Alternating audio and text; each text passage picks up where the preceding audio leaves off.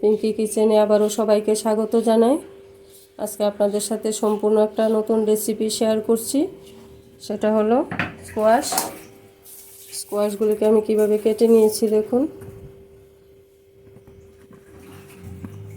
সবসময় আমরা স্কোয়াশ ডাল দিয়ে সয়াবিন দিয়ে এভাবে খেয়ে থাকি। আজকে একটা অন্য পদ্ধতিতে দেখাচ্ছি।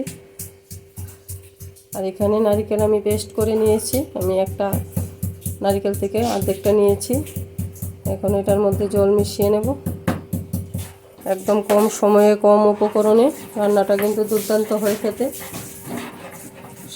আশা করি সবাই ভালো আছেন, আমিও ভালো আছি। তাহলে রেসিপিটা শুরু করি। নারকেলটার মধ্যে জল দিয়ে দিচ্ছি।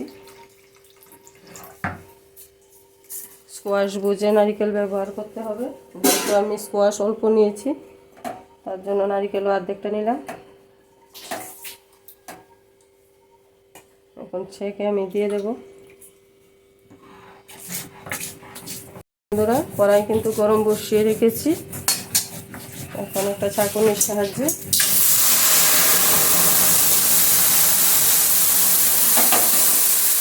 চেপে চেপে নারকেলের দুধটা বের করে নেব।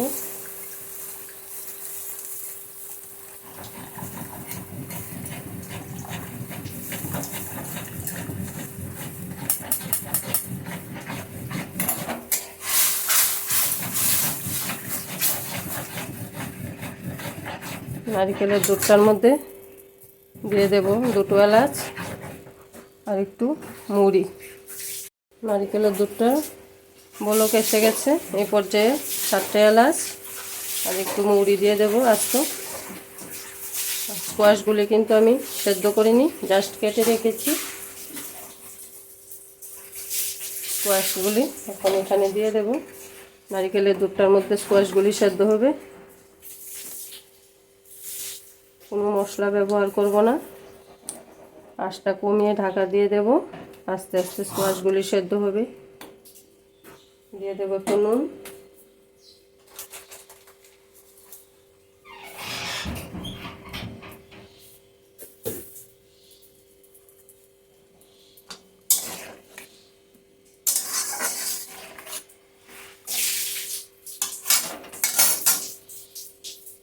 দেখুন বন্ধুরা, দুটো কাঁচা লঙ্কা সামান্য একটু মুখটা ছুটিয়ে দিয়ে দিলাম। একটু দিয়ে দেব চিনি, যেহেতু নারকেলের দুধ এমনিতেই মিষ্টি, তার জন্য অল্প পরিমাণ চিনি দিয়ে দিলাম। আর হলুদটা সম্পূর্ণ অপশনাল, ইচ্ছা হলে দেবেন, না দিলেও কোনো অসুবিধা নেই, দিলেও একদম সামান্য পরিমাণ।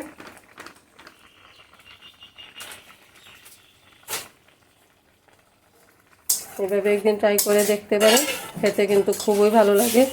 কোয়াশগুলি একদম ভালোভাবে আমার সেদ্ধ হয়ে গেছে। এখন দুধটা টেনে নারকেলের দুধটা থেকে যে তেলটা বেরোবে তখন আমার রান্না কমপ্লিট হবে।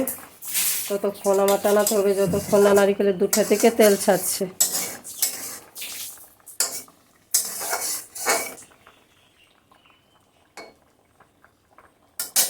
বাচ্চা খেতে খুবই ভালোবাসবে এরকম একটা রান্না।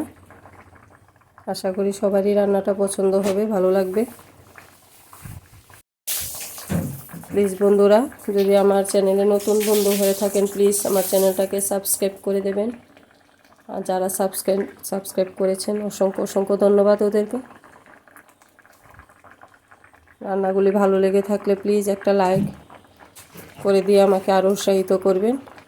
কমেন্টের মাধ্যমে জানাবেন কীরকম হয়েছে দেখতে বা খেতে। আর চ্যানেলটাকে সাবস্ক্রাইব করে এসে থাকা বেল আইকনটাকে একটা ক্লিক করে দেবেন, যাতে কোনো নতুন রেসিপি আপলোড করলে সবার আগে আপনাদের কাছে পৌঁছে যায়।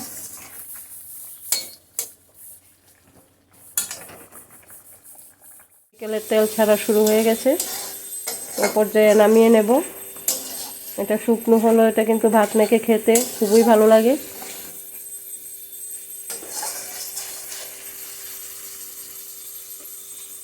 নামিয়ে দেখাচ্ছি। এই দেখুন বন্ধুরা, নামিয়ে দেখিয়ে দিলাম, দেখুন তো কীরকম লাগছে। খেতে কিন্তু দুর্দান্ত, দেখতেও বোঝা যাচ্ছে কীরকম হবে। স্কোয়াশগুলো একদম নরম হয়ে গেছে। তাহলে প্লিজ একবার ট্রাই করে দেখবেন, আশা করি সবাই ভালো লাগবে। আজকের মতো ভিডিওটা এখানে শেষ করি। ধন্যবাদ সবাইকে, ভালো থাকবেন, সুস্থ থাকবেন। পরের কোনো রেসিপির সাথে আবার দেখা হচ্ছে। আজকের মতো এখানেই, ধন্যবাদ।